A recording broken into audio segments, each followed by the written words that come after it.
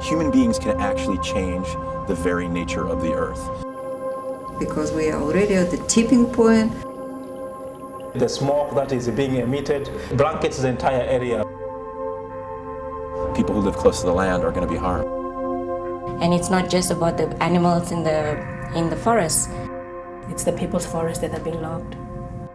They signed a deal with the government, essentially.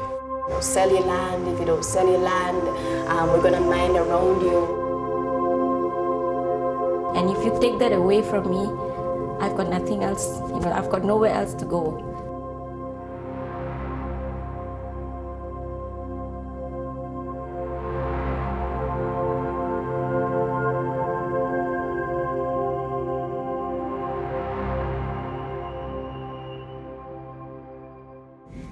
I'm completely convinced that environmental policy and environmental law is based upon decisions that a country makes, and decisions in the law, and then you enforce the law. And it's not this human rights sort of theoretical stuff. And then she started introducing me to cases. I would start from the point when I never thought about this connection. And for me, that was a very important invitation to come to Geneva in January 2002. It was an expert seminar organized by UN High Commission of Human Rights and United Nations Environmental Program. And human rights people would say, you environmentalist, your rights do not exist, it's animal rights, And if we recognize environmental rights, it means we dilute fundamental human rights. And environmental people, like in Rio in 1992, I know they will say, you human rights people care only about people, and we care about environment. So you are like, put people in the center of universe, and it's not right.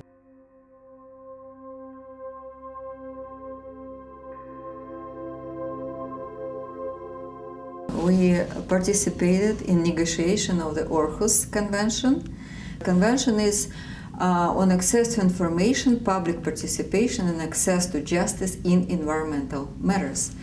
And we both were involved in negotiations as citizen diplomats. And we had our right for the first time in the international negotiations to have our right to say, sitting together with the ministers, and to be heard. And some of the formulations of the convention are actually proposed by non-government organizations.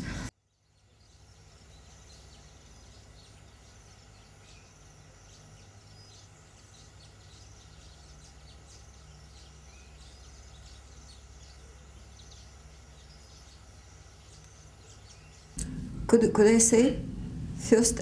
I'm sorry. I know what you're going to say, and I agree with you.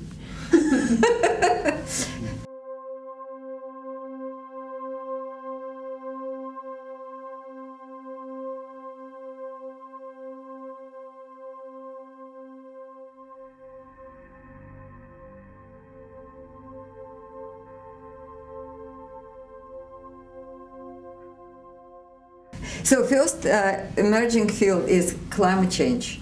And now Human Rights Council recently, like 1 week ago, issued a report about the connection between human rights and climate change. To talk about climate change only in terms of cap and trade and emission reduction, it's not enough, because we have to think about environmental climate change, refugees, people being like Tuvalu, being replaced, or they need to replace because the island will be underwater.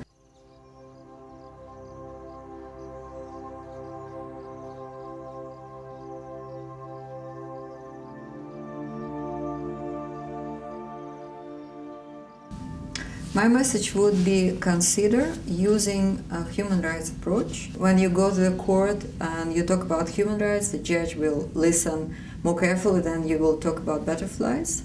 If you talk about right to life, there is no compromise.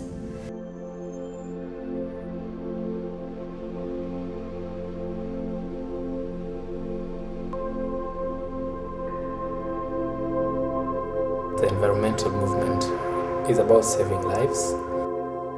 It's a right to life, it's a right to water, it's a right to information, it's a right to have a say-so in what's happening.